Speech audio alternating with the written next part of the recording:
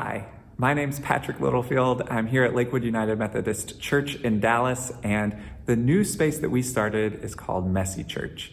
Messy Church is an interactive opportunity for worship for the whole family, for children and their parents or guardians.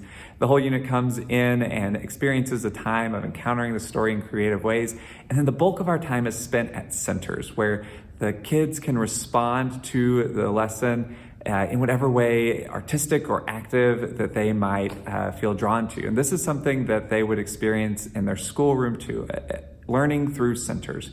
Then we come back together at the end to share what we've learned.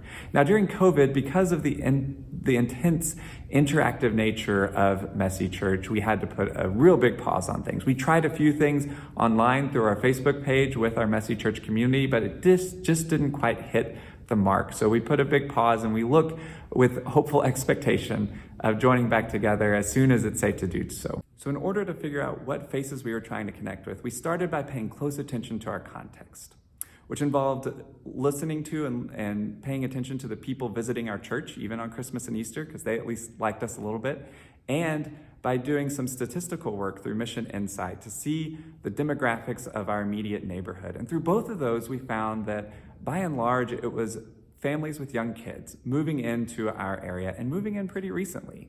So then the next step was to figure out why those families were moving in. And we talked to people, we got involved in our community, and we found out it was mostly because of the local public schools and what they were doing.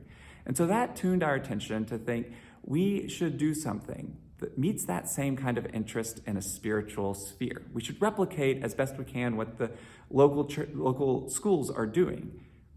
And on top of that, we were asking ourselves as a church a simple question: what would success look like for us? And we decided one of the biggies for us was that success would look like kids learning and experimenting and having fun, getting involved in things and meeting each other.